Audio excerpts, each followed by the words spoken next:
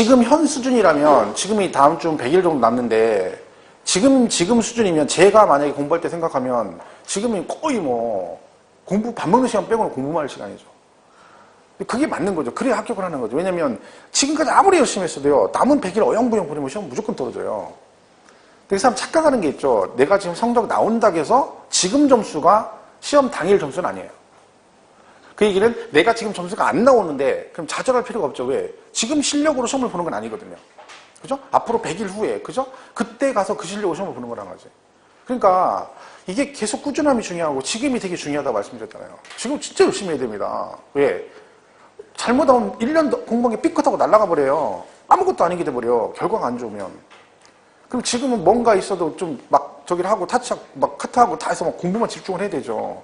그래서 제가 말했잖아요. 저는 100일 지금 공부 시작하면 저는 합격할 자신이 있다니까요. 지금 100 며칠 남았는데 지금 생짜로 와서 공부해두면 합격할 자신이 있어요. 저는요. 몇 번 얘기 정말 농담 아니에요. 저는 붙을 자신 있어요. 근데 여러분과 저의 차이점이죠. 그게. 여러분 절대로 안 된다고 생각하잖아요. 저는 된다고 생각하고 저는 정말 붙을 것 같아요. 공부하면. 대신 공부를 제가 얼마나 열심히 하겠어요. 100 며칠 동안. 이제 말했죠. 1년 동안 공부를 어영부영 하는 것보다요. 100일 동안 막 10시간씩 빡시게 하는 게 훨씬 그게 효과적이에요. 어떻게 보면요. 몰빵해서 가는 게. 그리고 일단 여러분 조건이 좋은 거죠. 지금 현재 수준은. 어쨌든 기본적인 건 있으니까. 근데 마무리가 안 되는 거죠. 좀 2% 부족한 거 채우면 돼요. 근데 100일이면 충분한 시간이에요. 근데 본인들이 자꾸 쫓기니까. 그죠? 쫓겨 이제 봐봐요. 여기 100일 붙으면 막 계속 99 하면 막 심장이 쪼그라든다고 했잖아요. 그러다가 시험 보는 날 나는 심장이 없어, 나는 심장이 없어 이렇게 된다니까. 그리고 시험을 보는 거야. 그래서 하여튼 그래요. 저한테 계속 그런 거 물어보시거든요. 지금 똑같은 질문 하세요. 뭐 시험 모의고사 내면 난이도가 어떤 이런 거 물어보시거든요. 근데 난이도는 없다고 그래요. 저는요. 그 난이도는 내가 정하는 게 아니다. 그런 얘기를 하죠. 여러분 공부 되게 열심히 하잖아요. 그 시험을 보면 그런 생각 들지 않아요? 학교 다닐 때 공부 되게 열심히 할 때는 선생님이 막 앞에서 시험지 줄 때 나눠줄 때 안 나눠주고 얘기하잖아. 그건 막 무슨 생각 들어? 아, 빨리 나눠주지. 왜 선생님은 자꾸 얘기를 할까? 왜? 자신감 있는 거 빨리 풀어야 되는 거야. 근데 공부가 안 돼 있으면요. 나눠주는 거 자체가 지겨워요. 왜? 뭐해? 어차피 모르는데. 그런 거지. 그러니까 자신감을 가지려면 공부를 열심히 하면 돼요.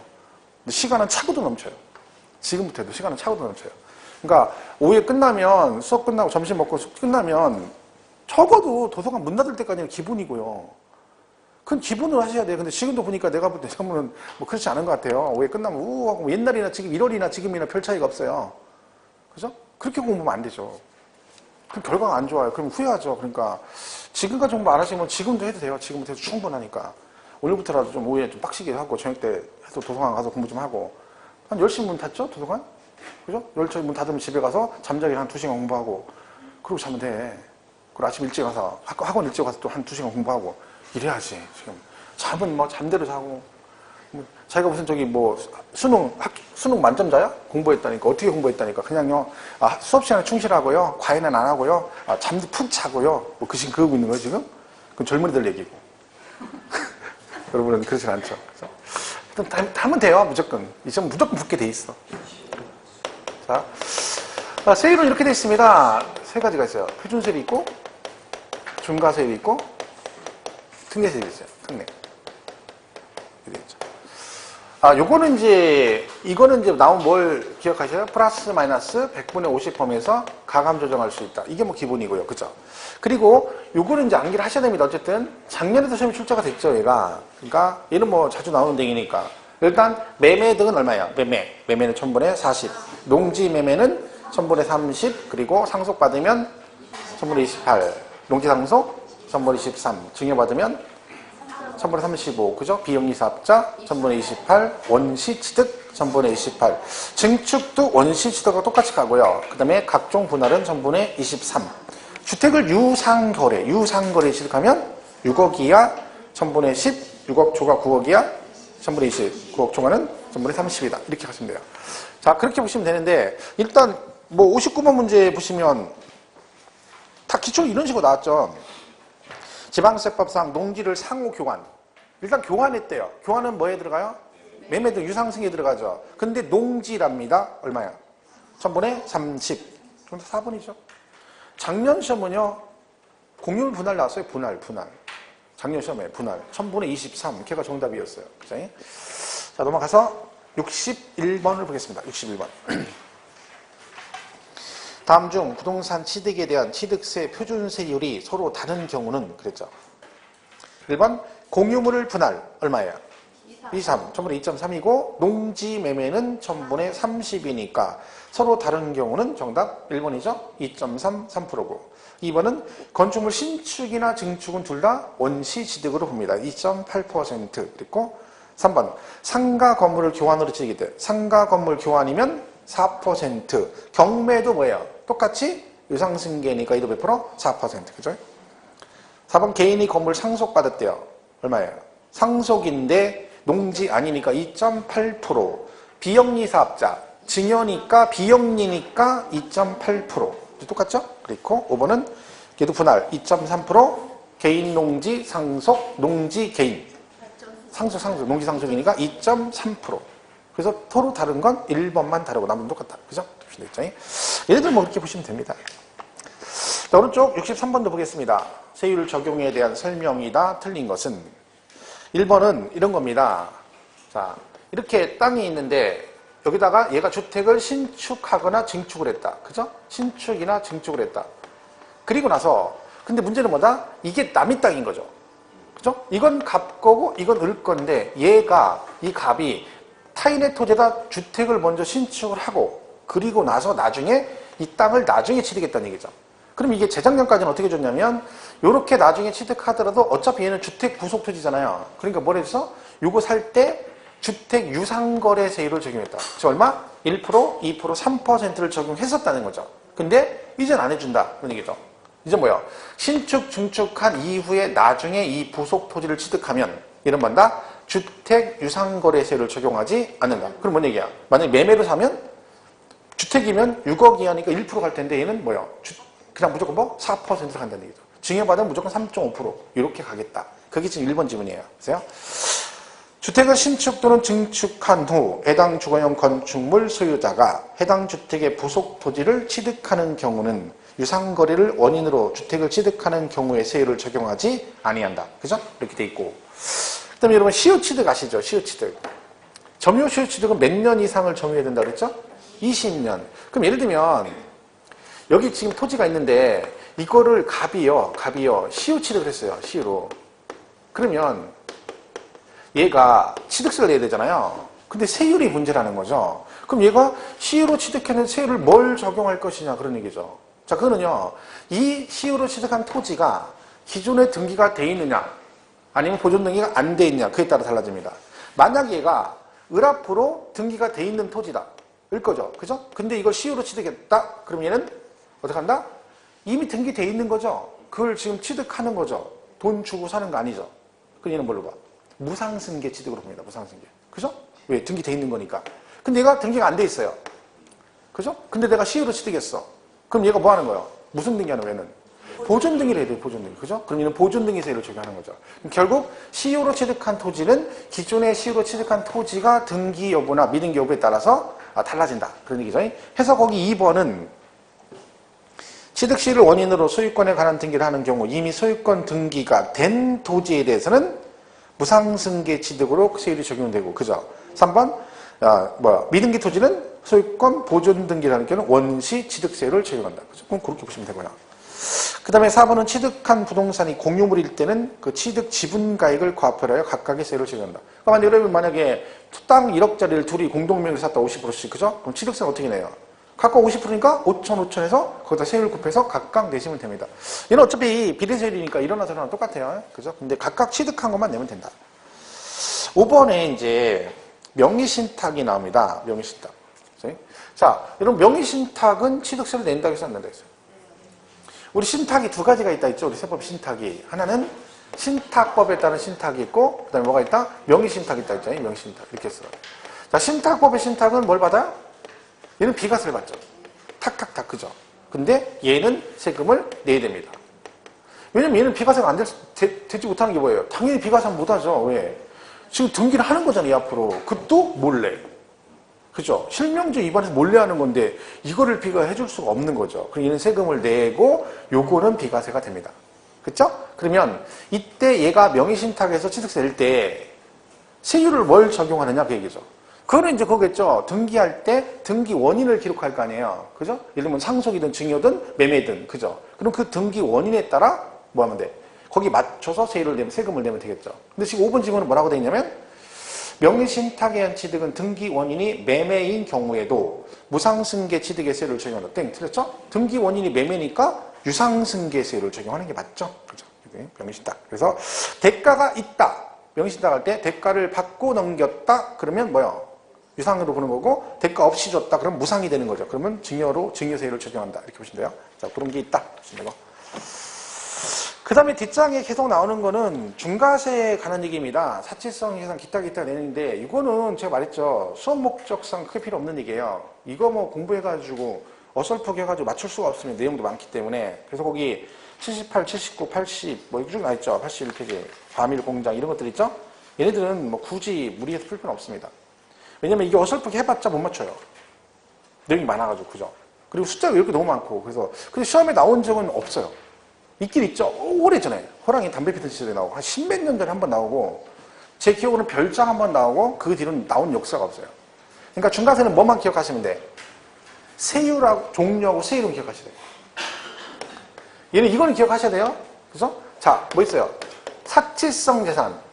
중과세 한다고 했죠? 뭐 별꼴, 오선주. 얘는 중과세 어떻게 한다? 표준세율에 중과 기준세율의 100분의 400을 해서 두 개를 뭐한다? 합판세율로 한다. 이거는 무조건 가야 됩니다. 그죠?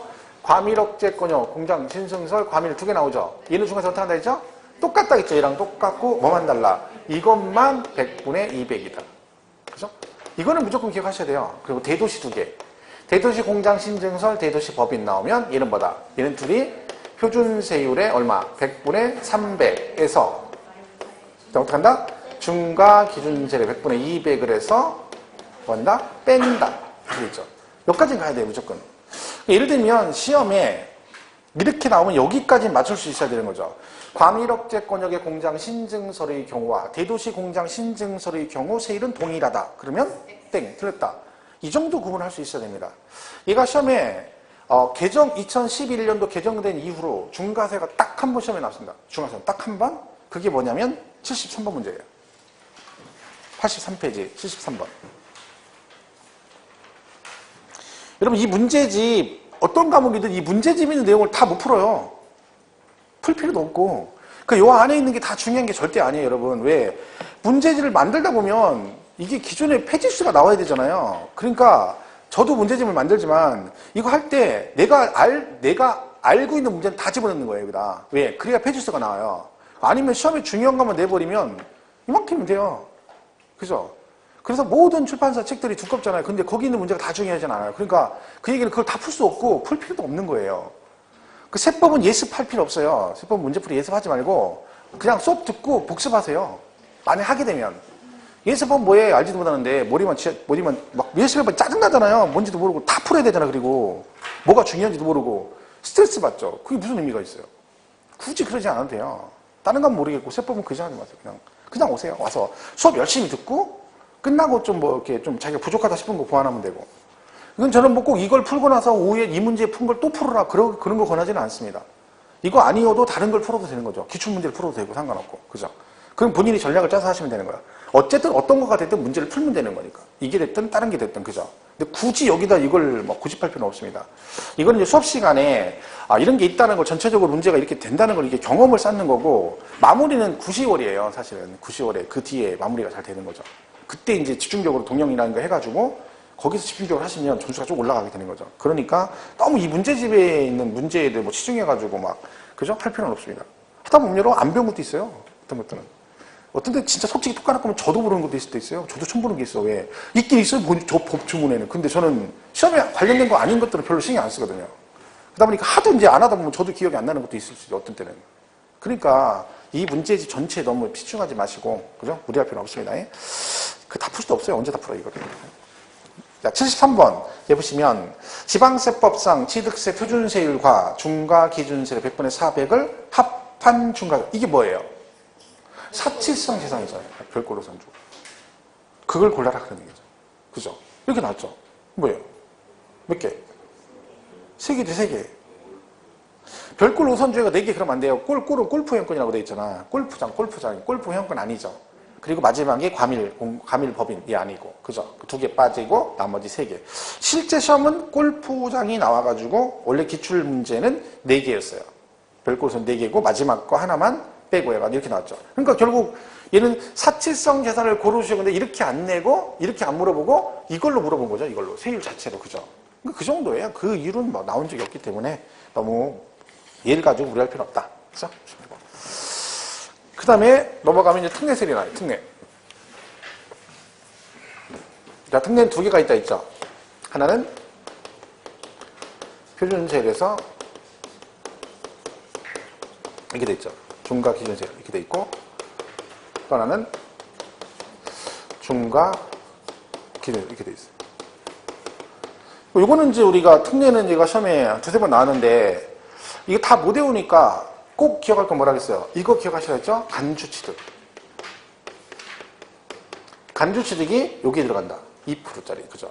그 제가 전 시간에 말씀드렸지만, 이 간주취득 종류 4개는 무조건 이유 불문하고 외우셔야 돼요. 거기서도 나오고, 여기서도 얘가 정답인 경우 많았고요. 그 다음에 뒤에 가면 중과산세도 나와요. 간주취득은 중과산세 적용을 안 하거든요. 근데 그것도 시험에 실제 많이 나오거든요. 그러니까 결론적으로 이게 얘가 홀몸이 아닌 거, 이게 홀몸이 아니에요. 얘가 혼자가 아니에요. 딸린 식구가 많아요. 이 자체도 있고 얘도 딸려있지, 뭐까지 딸려있어. 중과산세까지 여기 딸려있는 거, 얘가. 그러니까 이거는 정확하게 4개 종류로 꼭 기억하셔야 돼요. 토지 지목 변경, 건축물 개수, 차량 기계 장비 선박의 종류 변경, 그리고 과점 주주의 주식 취득. 여기서 자꾸 봐야 됩니다. 그러니까 이 문제도 자체도 요걸 보시면 되는 거죠. 75번 문제 보시면 그렇게 돼 있죠. 지방세법상 취득세액을 계산할 때 중과 기준세율만을 적용하는 경우를 모두 고른 것은, 그랬죠? 기억번 개수로 인하여 건축물의 면적이 증가하는 경우 그 증가된 부분. 자, 이건 조심해야 됩니다. 시험에도 나왔었는데 개수는, 그죠? 자, 개수로 했어요. 근데 얘가 뭐가 됐어? 가액이 증가됐다. 그럼 뭐예요? 간주 취득이죠. 그럼 세율이 뭘로 가요? 중과 기준세율에서 몇 프로? 2%를 가요. 근데 얘가 뭐라고 나와? 면적 증가라고 나오면 얘는 뭐다? 원시 취득이다. 얘는 원시 취득. 그죠? 면적 증가. 면적이 증가된 거는 보세요. 개수했는데 이만큼 원래 있던 건데 개수해서 이만큼 면적이 증가됐어. 그러면 이 면적 증가된 만큼 어떤 게 새로 생긴 거잖아요. 그죠? 그러니까 얘는 뭐예요? 최초 취득이 되는 거죠. 그럼 이 부분 뭘로 봐? 원시 취득으로 본다. 그래서 우리가 지문 문제 풀 때 면적 증가라고 취득세 나온 거다 다 원시 취득이다 라고 생각하시면 돼요. 실제 기출로 나왔었죠. 최근에도 이 부분이. 그죠? 그러니까 지금 기억부는 개수인데 면적 증가라고 되어 있잖아요. 그럼 얘는 뭐로 봐야 돼요? 중과 기준세가 아니라 원시 취득으로 봐야 되겠죠. 그렇고 니은은 토지 지목을 사실상 변경함으로써 가액이 증가될 때 뭐예요? 간주 취득. 얘가 이제 간주 취득이고요. 디귿은 과점주주죠. 최초 과점주주. 얘도 간주 취득. 리을은 상속인데 농지상속. 2.3% 표준세율이죠. 그래서 중과 기준세율만 적용하는 것은 뭐예요? 니은하고 디귿이죠. 니은 디귿. 그죠? 이렇게 보시면 돼요. 그러니까 결국은 이 간주 취득이 중요하다는 거죠. 간주 취득을 잘 보셔야 됩니다. 이 부분을 종류를 꼭 기억을 하셔라. 간주 취득. 그죠? 하시면 되고. 자, 오른쪽 77번. 다음 취득세, 세율 적용에 관한 설명이다. 맞지 않는 것은 1번 별골 우선주죠. 고급 주택, 별장, 골프장 또는 고급 오락장용 건축물을 기존의 사치성 재산인데 그 건축물을 어떻게 했대요? 증개축 개수했대. 그죠? 그럼 여러분 기존의 고급 오락장에서 중과세가 됐죠. 근데 증개축 개수했어. 그럼 개수했다고 해서 전체를 다 중과세면 안 되겠죠. 그죠? 그래서 뭐 증가되는 건축물 가액에 대해서 중과세한다. 증개축 개수. 2번 토지 건축물 취득 후 몇 년 안에 5년 안에 해당 부동산이 중과세 대상에 해당되는 경우는 그 증가한 가액이 아니라 5년 이내 중과세 대상이 되면 그 전체 가액을 중과세를 합니다. 예를 들면 이런 거죠. 여러분이 상가 건물을 갖고 있어요. 상가 건물을. 그죠? 가져요? 세금 대고 갖고 있어요. 근데 이걸 가지고 있다가 얘가 3년 후에 여기다 뭐라 그래? 나이트클럽을 해. 그럴 수 있죠. 그럼 얘가 지금 용도가 변경된 거지, 나이트클럽으로. 그럼 얘가 뭐가 된 거예요? 고급 오락장이 됐죠. 그럼 사치성 재산이죠. 그럼 5년 안에 중과세 대상이 추징한다겠죠. 이때 어떻게 한다? 이 전체를 다 중과세입니다. 물론 이 앞에서 낸 거 빼고 나머지만 세금을 내지만 어쨌든 뭐 5년 안에 얘가 뭐가 되면 중과세 대상이 되면 어떻게 한다? 전체 가액을 중과세한다. 그렇죠? 그래서 거기 2번이 틀린 거죠.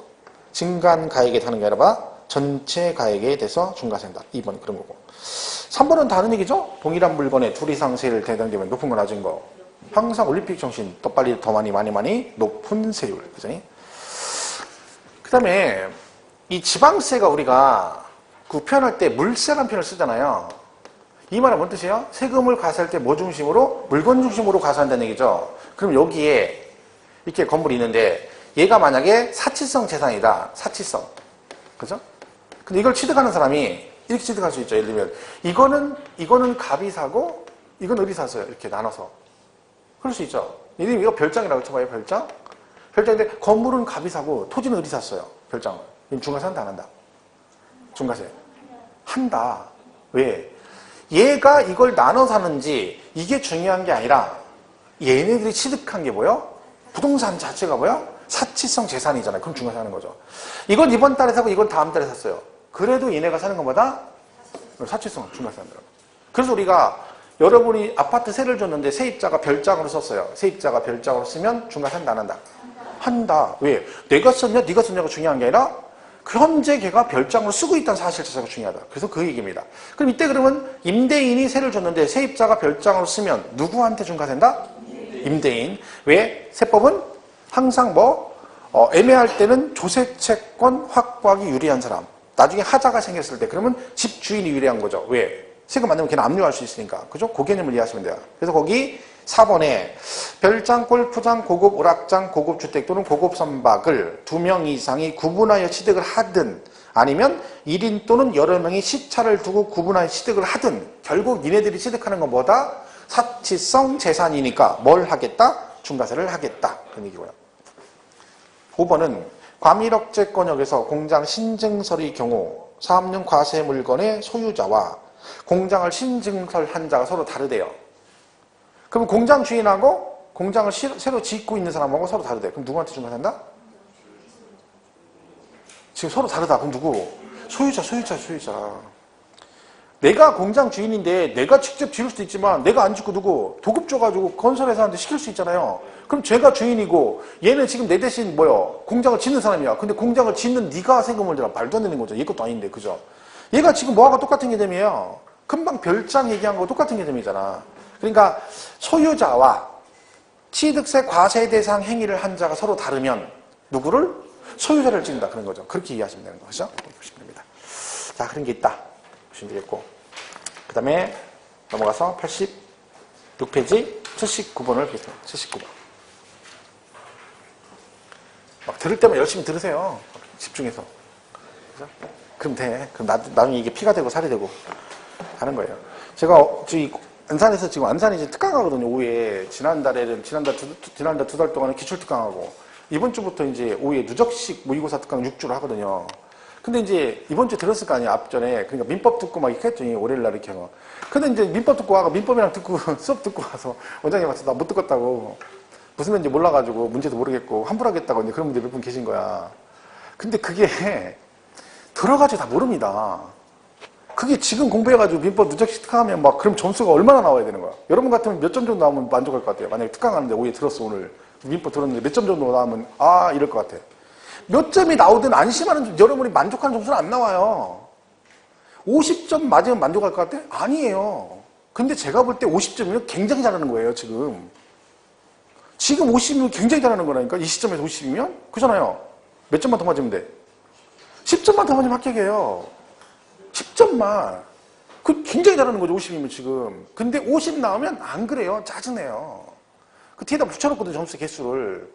그러니까 그 어떤 사람은 몇 개 맞고 몇 개 맞고 하잖아요. 그러니까 봤더니 자기는 저 밑에 그죠? 단단히로 있고 그러니까 짜증나는 거지. 그러니까 듣는 거요. 그러니까. 누적이 뭐예요? 누적. 지금은 그렇게 돼 있어. 근데 그게 누적이 되는 거예요. 점점. 그죠? 그래서 뭐가 돼? 우리가 누적돼서 살이 찌듯이 실력이 찐다니까. 그게 누적이거든. 그게 봐야 되는 거지. 그거를. 단순간에 그것만 보고 얘는 아니다. 이건 아닌 거죠. 그죠? 그 계속 들어야 돼. 모르니까 듣는 거지. 근데 희한한 게 공부 못하는 사람들은 그런 거 안 듣고요. 잘하는 사람만 계속 들어요.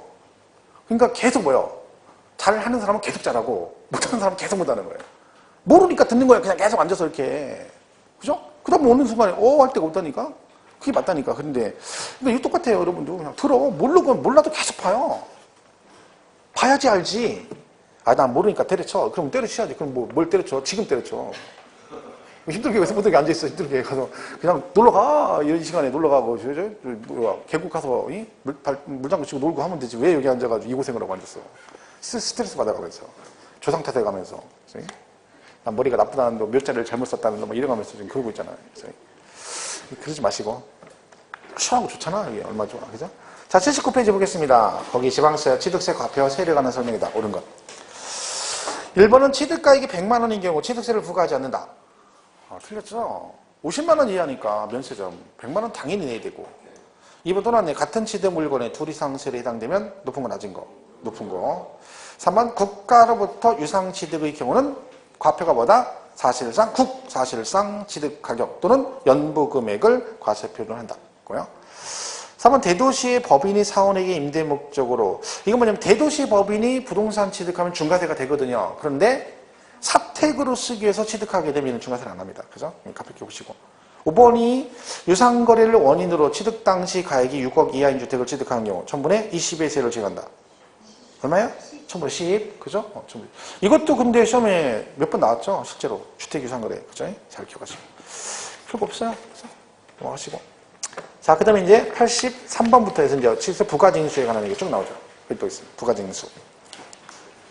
얘는 납부 방법이 뭐라겠죠? 신고납부예요. 신고납부. 언제까지 해야 돼요? 취득일로부터 며칠 안에? 60일 이내 이렇게 하게 돼 있어요. 자, 근데 누군 예외다? 상속은 항상 예외다. 상속 언제요? 상속 개시일이 속한 날의 말일부터 6개월 이내. 외국에 있으면 9개월 이렇게 돼 있죠. 이때까지 안 하면 뭐 하나요? 이때 안 하면 뭐가 나온다? 가산세가 나온다. 지금 이 얘기거든요. 자, 그럼 증여를 받으면 취득세 신고를 언제까지 했는데 했죠? 증여받으면.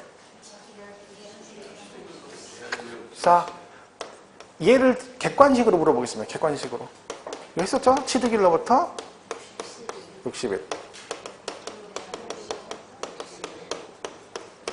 객관식이에요. 자, 어느 게? 그죠? 둘 다 맞다. 둘 다 맞다. 그래서 아직도 하나만 찍으면 안 돼요. 둘 다 맞다. 그죠?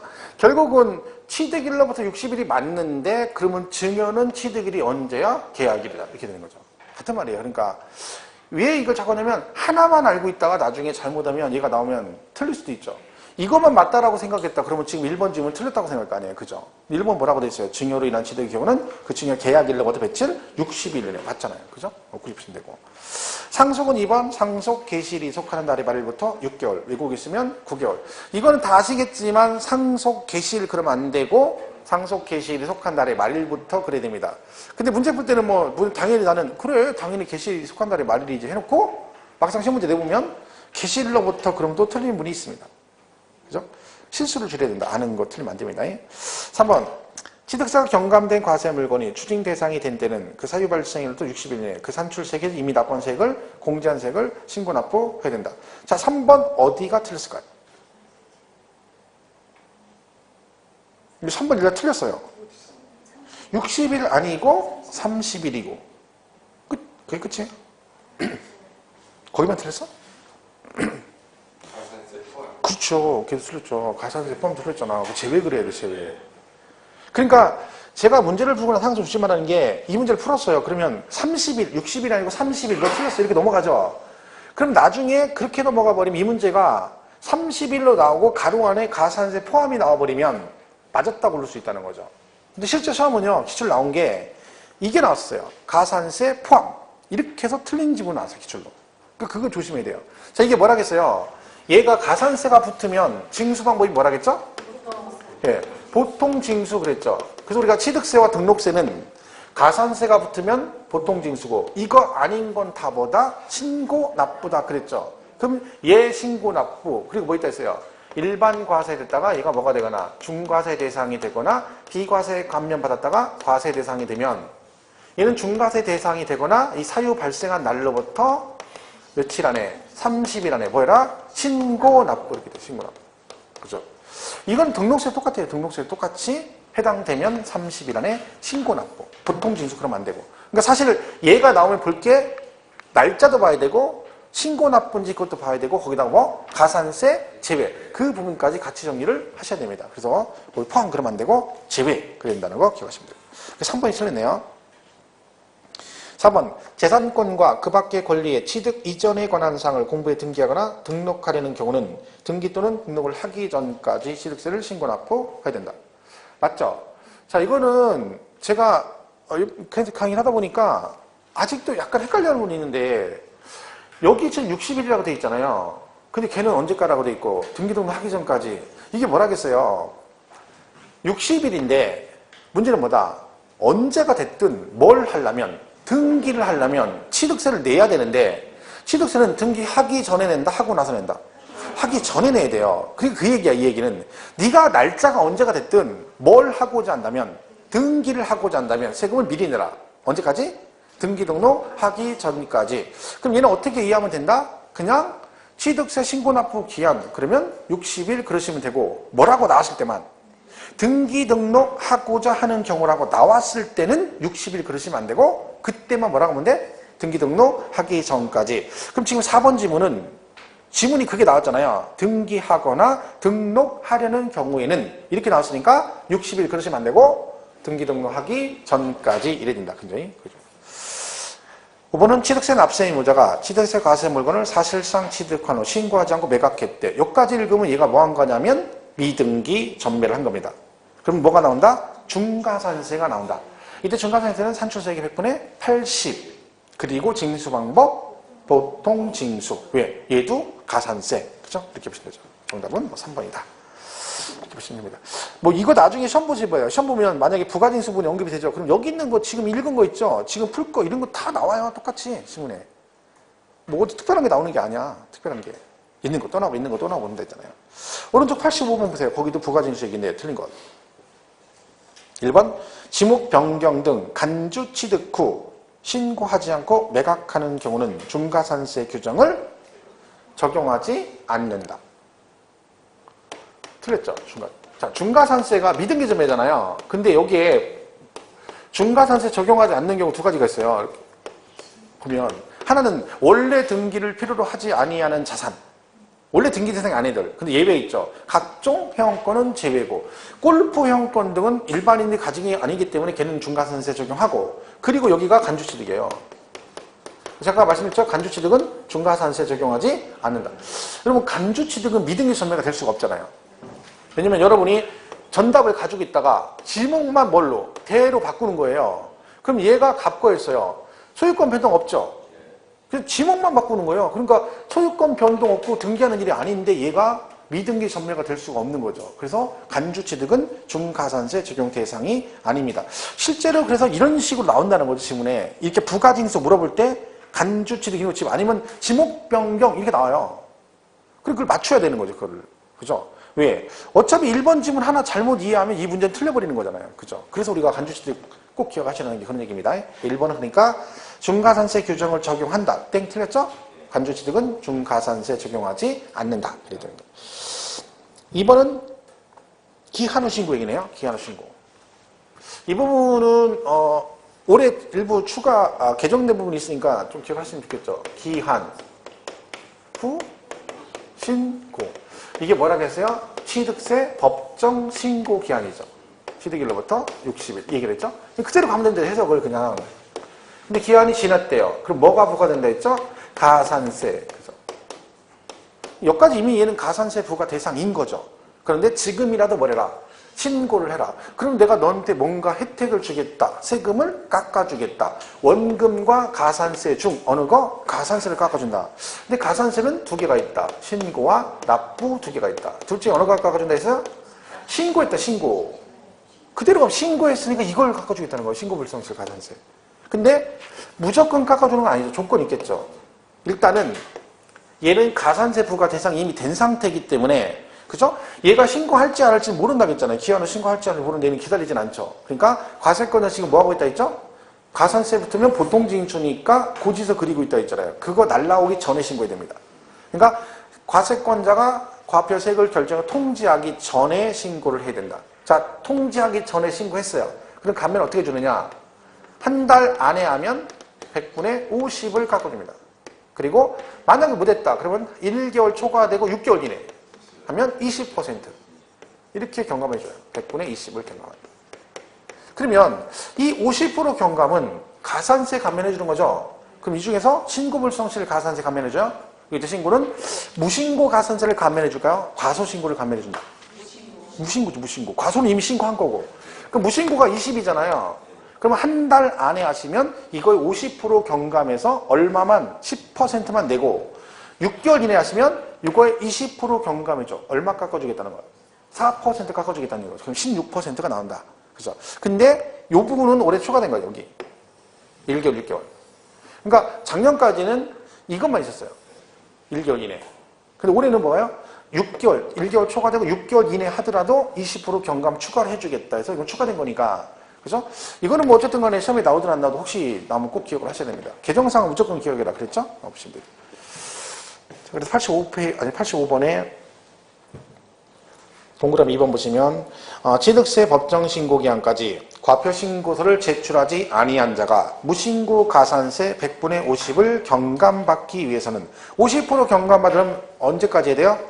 1개월 이내 기한신고를 해야 되는 거죠. 그리고 3번은 뭐 그거죠. 이렇게 면세점 할 때 토지가 이렇게 인접해 있다. 그죠? 자, 인접한 토지를 1년 안에 이런 식으로 나눠서 취득하면 1월 1일, 2월 1일 이런 식으로 그죠? 3월 1일, 5월 1일. 그럼 어떻게 한다? 이 면세점 중요할 때 이 전체를 한 건의 취득으로 와서 면세점 여부를 판단한다. 이 말은 이번 달 1월 달에 면세점 적용했어. 근데 다음 달에 붙어 있는 걸 또 사게 되면 이때는 1년 안에 했으니까 이 두 개를 한 건의 취득으로 본다. 그래서 이때는 100만 원이 되면 이때부터 못 받는다 그런 얘기죠. 이거 땅 따먹게 할까봐 그런다 했죠? 안 그러면 계속 면세점 중에서 세금을 안 내기 때문에. 3번이 그 얘기입니다. 그래서 길긴 한데 토지 또는 건축물을 취득한 자가 그 취득한 날로부터 1년 이내에 그 인접한 토지 또는 건축물을 취득한 경우에는 각각 그 전후의 취득에 관한 토지 또는 건축물의 취득을 한 건의 토지의 취득 또는 한 구의 건축물의 취득으로 간주하여 면세점 규정을 적용한다. 그죠? 4번은 뭐 4번은 맞아 틀려요. 취득세 납세면 일정 수면 물납된다 안 되나? 무조건 안 되지. 이는 없잖아요. 그죠? 물납분납은 우리 배우는 것 중에는 재산세. 그죠? 5번. 자, 5번은 뭐냐면, 얘가 최근에 이제 가끔 나오는 건데, 법인은요, 모든 거래 내역을 장부상에 기록해서 일정 기간 동안 보존할 의무가 있습니다. 근데 그 의무를 이행하지 않으면 얘도 뭐가 나와? 가산세가 나올 수 있어요. 이때 나오는 가산세가 10%. 그죠? 5번 그거에서 10%. 얘가 가끔 다, 이게 뭐, 최근에 한 2번 나왔습니다. 10% 이렇게 맞게 나온 적이 있고, 한 번은 20% 그래서 틀리게 나온 경우도 있고, 그죠? 그거 정도 참고로 알아주시기 바랍니다. 그렇게 보시면 돼요. 나머지는 취득세 뭐, 홀수분에 풀 건 없습니다. 쭉 넘어가고, 하나만 더 풀겠습니다. 95페이지 95번. 풀어준대, 95페이지 95번. 얘만 하나 풀고. 너무 쉽죠? 취득세와 관련되어 시행되고 있는 제도는 모두 몇 개인가? 특별징수는 우리가 배우는 것 중에 특별징수는 안 배운다 그랬죠? 우리는 다 뭐만 배워? 보통징수하고 신고납부만 배웁니다. 분납 안 되고 물납 안 되고 면세점 됐죠? 기한신고 되고 몇 개? 2개. 뭐 이거 뭐 이 정도만 나오면 뭐 그죠? 맞출 것 같잖아. 원래 그런 거 이 정도 되면 막 마음속으로 지금 막 왠지 막 근거 없는 자신감 막 생기기 시작하는 거죠. 이 정도만 해도 어떻게 해볼 만한데 시험은 그렇게 나온다니까 실제로. 몇 번 얘기했잖아요. 그렇게 나온다. 근데 말을 믿질 않아 사람들이. 내가 그렇게 쏙 빠지면 안 된다고 했는데 벌써 학원 갔더니 뭐 이번 주 가더니 7월달 문제풀이 시작하니까 벌써 일부 빠졌어가지고 지금 혼자 또 공부한다고 도서관 갔다는 거야. 참 답답한 노릇입니다. 떨어진다고 몇 번을 얘기해. 떨어진다니까. 지금 혼자 가서 독서실가 도서관에서 공부해야 소용없다니까요. 수업 3시간 빠지고 도서관 가서 3시간 공부해봐 뭐하나. 가서 멍 때리고 와서 왔다 갔다 부산하게 뭐 자리 잡는데 1시간 걸리고 그 다음에 책 보려고 쓰니까 또 졸려가지고 커피 한 잔 마시 나가고 조금 쉬었다가 공부하려니까 또 점심 먹을 시간 되고 이래요. 소용없다니까 그거. 도서관에 10시간 있어봐요. 공부한 시간 3시간도 안 돼. 어영부영 시간 다 내버리는 거야. 왔다 갔다. 근데 학원 수업 3시간 빠지고 4시간 빠지고 공부하겠다고 나가는 건 잘못된 거예요. 절대 그러시면 안 돼. 제가 뭐 학원 여름에 다 오더라도 난 상관없어. 난 상관없다니까. 난 자격증도 있고, 내가 시험 보는 것도 아니고, 본인들이 알아서 하는 거야. 내가 아쉬울 게 뭐 있어. 근데 왜 내가 입 아프게 얘기를 하냐고. 그냥 붙으시라니까, 그러니까.